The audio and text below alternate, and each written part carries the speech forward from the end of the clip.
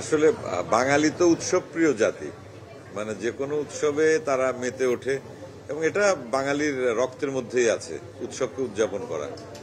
আর আমরা যেটা দেখি যে বিশেষ করে উৎসবগুলোকে কেন্দ্র করেই বাংলাদেশে নতুন নতুন সিনেমা আসে, টেলিভিশন চ্যানেলগুলোতে সপ্তাহব্যাপী নানান ধরনের নাটক আয়োজন চলে। তার মানে উৎসবকে আরো বেশি আলোড়িত করার জন্য, আরো সুন্দর করার জন্য এই আয়োজনগুলো চলে। তা সেই জায়গা থেকে আমরাও এই ঈদের আনন্দের সঙ্গে ঈদের এই উৎসবকে আরো বর্ণিল করার জন্য দর্শকের কাছে আরো কিছু ভালো লাগা নিয়ে আমরা উৎসব নিয়ে হাজির হয়েছি। উৎসবের মধ্যে উৎসব, এটা অনেক ভালো লাগছে দর্শক সমাগম দেখে। আর এই ঈদে যে কটা সিনেমা রিলিজ হচ্ছে সবগুলো সিনেমা, যেমন আগের ঈদেও আমরা দেখেছি যে প্রত্যেকটা সিনেমায় খুব ভালো চলেছে। এটা আমরা আসলে চাই যে আমাদের সিনেমা এইভাবে এগিয়ে যাক এবং আমাদের দর্শকেরা সিনেমা হলে এসে সিনেমা দেখুক, এবং যত দর্শক আমাদের সিনেমা হলে এসে সিনেমা দেখবেন আমরা আসলে তত বেশি ভালো ভালো সিনেমা নির্মাণ করতে পারবো। আর সবচেয়ে বড় কথা, বিনোদনের জন্য তো আমরা সবাই কাজ করি, দর্শকের নির্মল বিনোদনের জন্য। দর্শক আমাদের পাশে থাকলে, সাথে থাকলে পরেই আসলে এটা সম্ভব, এবং দর্শক সাথে আছেন। বিশেষ করে আমি এই দুটো ঈদ দেখে আমার খুব ভালো লাগছে যে প্রচুর পরিমাণ দর্শক সিনেমা হলে এসে সিনেমা দেখছেন।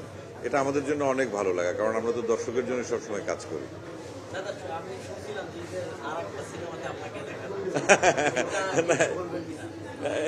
আসো, সাদিয়া আইমান, সমকই আচ্ছা, এই ছবিতে আসলে বেসিক্যালি অভিনয় করেছে আমাদের উৎসবে জাহিদ ভাই, জাহিদ হাসান। আর জাহিদ ভাইয়ের ছোটবেলা করেছে সৌম্য, আর মিমি আপ্পার ছোটবেলা করেছে সাদিয়া আইমান। আচ্ছা, ঠিক আছে। তা যেটা বলছিলাম যে আমরা সবসময়, আমি কথা বলবো, আমরা সবসময় চাই দর্শক ভিন্ন ভিন্ন স্বাদের সিনেমা পাক।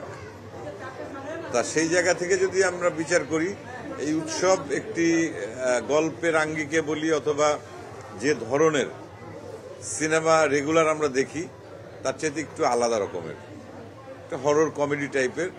আর এই ধরনের সিনেমা খুব বেশি হয়নি এবং খুবই এন্টারটেইনিং। এবং দর্শকদের উদ্দেশ্যে আমি বলবো, আপনারা খুব মজা করে দেখতে পারবেন ছবিটা।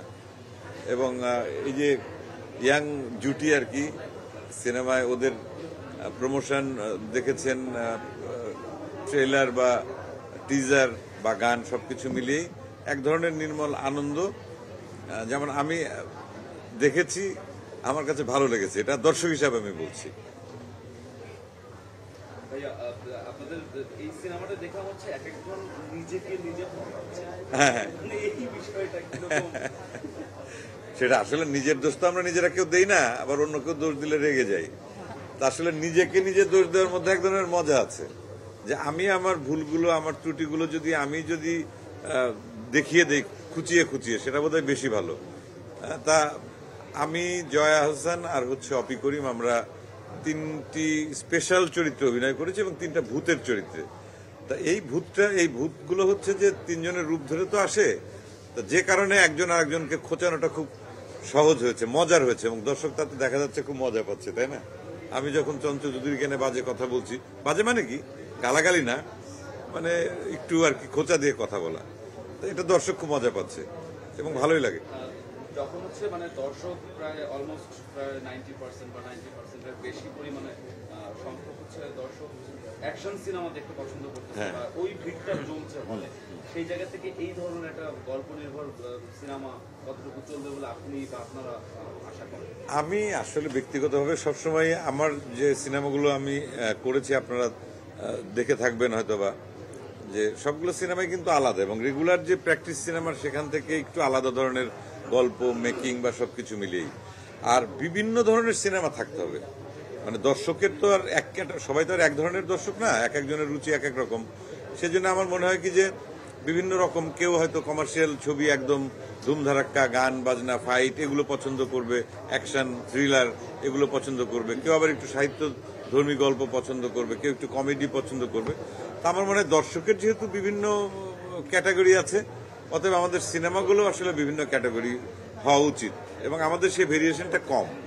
তা এই উৎসবটা কিন্তু একটা নতুন আঙ্গিক তৈরি করলো আমাদের সিনেমার ক্ষেত্রে, যে হরর কমেডি আর কি, যেটা এই হরর কমেডিটা আসলে খুব বেশি হয়নি, আমার খুব বেশি জানা নেই যে দর্শক। এবং আমরা এই গল্পের সবচেয়ে বড় যেটা মজার বিষয়, যে সময়কালটা 90-এর দশক, এবং সেই 90-এর দশকের লুকটা কিরকম ছিল, পোশাক আশাক থেকে শুরু করে আমাদের সোসাইটি, আমাদের আচার আচরণ সবকিছু, এটা একটু রিকল করা আর কি। তা সবকিছু মিলিয়ে আমি চাই যে বিভিন্ন ধরনের সিনেমা হোক এবং দর্শক সব ধরনের সিনেমার সঙ্গে যুক্ত হোক, দেখুক, এনজয় করুক।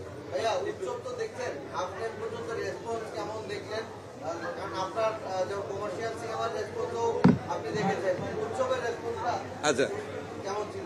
আচ্ছা, সেটা হচ্ছে যে জাহিদ ভাই, মানে জাহিদ হাসান বাংলাদেশের অনেক অনেক অনেক জনপ্রিয় একজন অভিনেতা, এবং আমরা যখন অভিনয়ে আসিনি তখনই তুমুল জনপ্রিয় অভিনেতা, এবং ওনাদের অভিনয় দেখে দেখে কিন্তু আমরা আগ্রহী হয়েছি এই অভিনয়ে। তা সেই জাহিদ ভাই এখানে মূল চরিত্রে অভিনয় করছে, এবং জাহিদ ভাইয়ের অভিনয় সম্পর্কে তো আমার বলার আর কোনো মানে দুঃসাহস নেই। এবং জাহিদ ভাই খুবই এন্টারটেইনিং অ্যাক্টিং করেন, এবং এই ধরনের ক্যারেক্টারে উনি আনপ্যারালাল।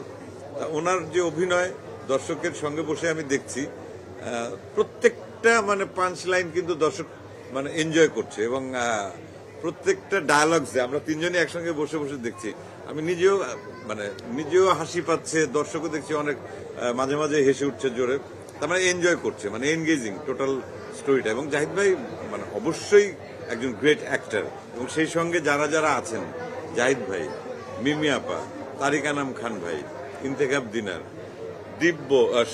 দিব্যর কথা বলি, সৌম্য, দিব্য সৌম্য ছাড়া একজনের নাম বলা হয় না, একসাথে দুটো নাম চলে আসে, সৌম্য, সাদিয়া আইমান, তারপরে আমার কথা বাদ দিলাম, জয়া হোসেন, অপি করিম। তা একটা ফুল প্যাকেজ এখানে আছে, এবং খুব মজা করে সবাই অভিনয় করেছে এবং প্রাণ খোলা। এবং আমার মনে হয় সিনেমাটি দেখতে দেখতে একটা জিনিস ফিল হচ্ছে, যে এই যে সবাই মিলে এক হয়ে যাওয়া না, দ্বিধা দ্বন্দ্ব, অনেক সময় অনেক ধরনের কমপ্লেক্সের ভেতর দিয়ে আমরা চলাফেরা করি, নির্মল কোনো বিনোদন মানে সহজ সরল ভাবে আমরা আসলে গ্রহণ করি না। সেই জায়গায় মনে হচ্ছে একদম ক্লিন একটা বিনোদন, এটা আমার কাছে খুব ভালো লাগছে।